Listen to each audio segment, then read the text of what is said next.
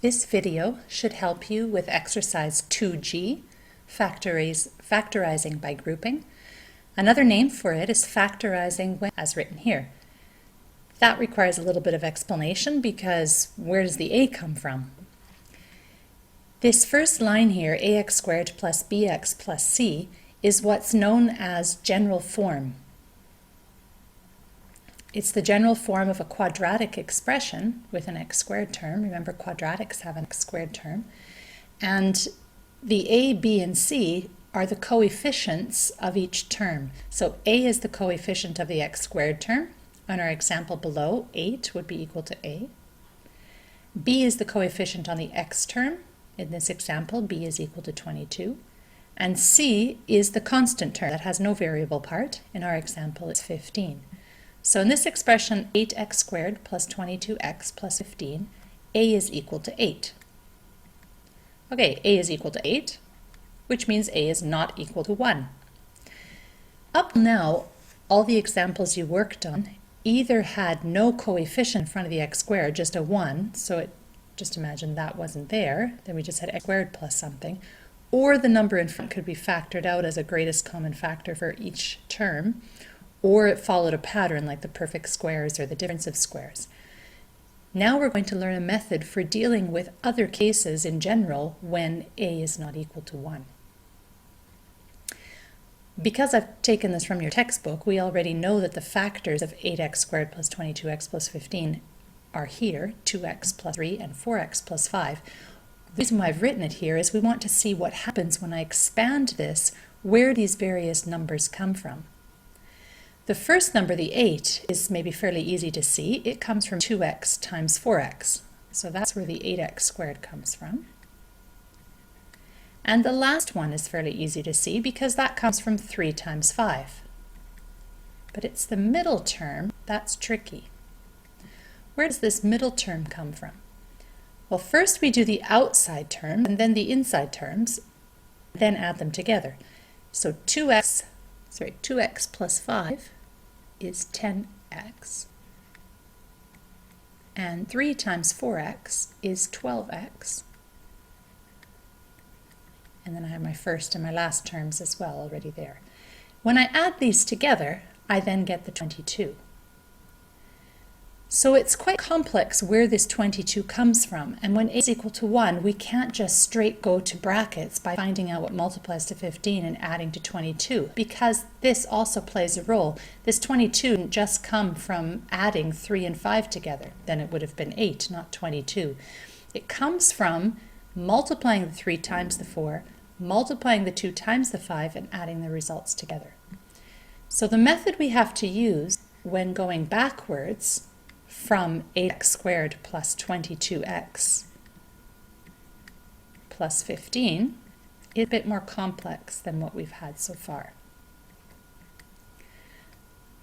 The first step is to multiply the a times c. So take the coefficient of the x squared term and multiply it by the last term. 15 times 8, 15 times 2 is 30, so I have 4 groups of 2.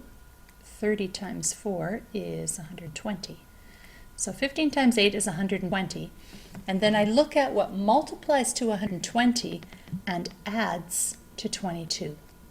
So I want to find two numbers, kind of like before, but then a little bit different because I'm not just using the c term, I've had to multiply it by the a term first.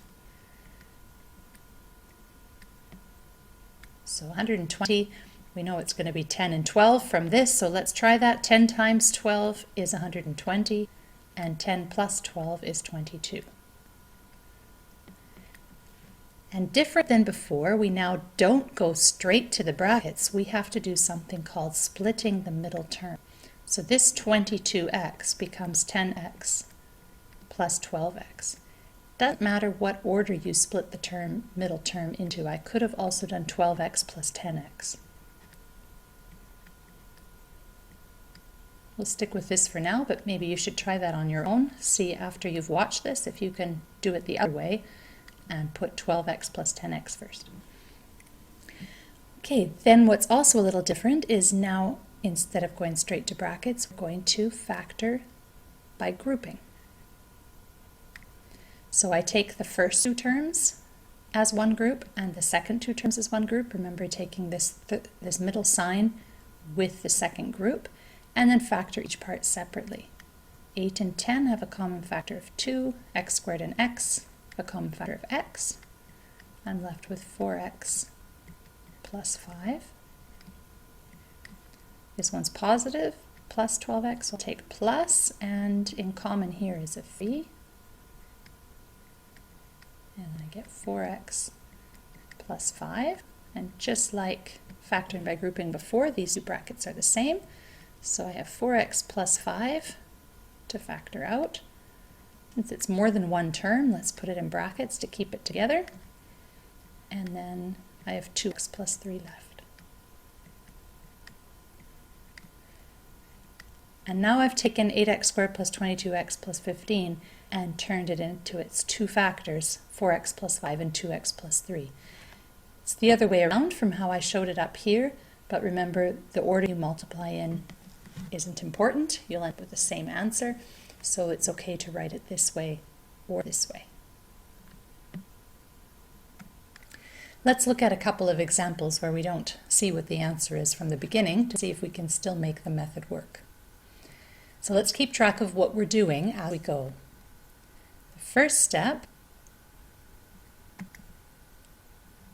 is to multiply a and c. So multiply a times c. So 2 times 12 is 24. Then I have to look for two factors that multiply to a times c. Of course, it could be 2 and 12, but we don't know if that's going to be the case. And these two factors also have to add to the b term. So that's my first step. So two factors that multiply to 24 but add to 11. So 2 and 12 don't add to 11, they add to 14. So let's look at other factors of 24. 1 and 24 aren't going to do it. 2 and 24 don't add to 11. 3 and 8, there we go. 3 plus 8 is 11, and 3 times 8 is 24. So those are the two factors. I'm going to use those two numbers to split up the middle term. So the first term stays as is. The middle term becomes 3x plus 8x, which when added together give us the 11x. And the last term stays the same. Then I factor by grouping.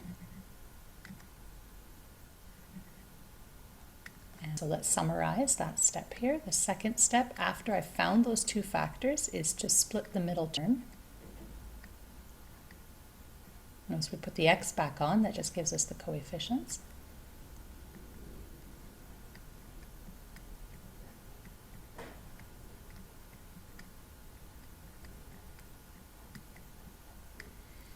And then the third step is to factor by grouping.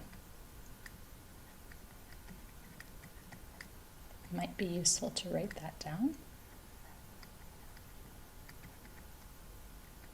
If you need more time, you can pause the video here to write that down. Let's keep going with our example. In the first group, I have an x in common. I have a 2x plus 3 left over. In the second group, third term is positive, so I put a plus sign. I have a 4 in common. And I have a 2x plus 3 left over once I divide both terms by 4. 2x plus 3 is the same, so that's confirmation that I've probably done this right. And I factor out the 2x plus 3 and write out x plus 4 left over. If I want to check my answer, I can expand this back out again, and I should get the green result up here again. Okay, ready for one more example? This last one has some negative signs in it, so it's a good one to take a look at to see what happens when we have a few more negative parts. Same process. Let's take step 1. I multiply the a coefficient times the c coefficient, this time including the negative. So I get negative 36. Then I'm looking for two factors of negative 36 that added together are going to give me negative 5. Since they multiply to make a negative number, one has to be negative, one has to be positive. If I look at the various coefficients of 36, I have 1 times 36, 2 times 18, 3 times 12, none of those make 5 yet, 4 times 9, and now I'm looking like that might be one that I can make a 5 out of. I want the bigger one to be negative, so if I do 4 times negative 9, that gives me negative 36, and 4 plus negative 9 is negative 5. So that's the one I want. Remember, the next step is to split the middle term. So I don't go straight into brackets from there. I first write out the whole phrase again, splitting the middle term. Here I'm going to write 4x minus 9x. Don't forget to put the x back on. These just tell you the coefficients, but we need it to add to negative 5x, so both these terms have to have an x in them. And then minus 6. Then I factor by grouping. This time there's a negative sign, so I take the negative sign into the second group. In the first group I have a factor of 2, and there's an x in common. So I have 3x left over for the first term and just 2 left over for the second term. In the second group, then I definitely factor out that negative because I want this negative always to show up here in the second group. Take out a minus, but I also have a 3 in common. Divide both terms by negative 3 and I get positive 3x because a negative 9 divided by negative 3 is going to be a positive 3. And negative 3 divided by negative 3 is 2. Confirm, both brackets are the same. So I have 3x plus 2 times 2x minus 3. Okay, that should be enough to get you started. Good luck completing the exercise 2G.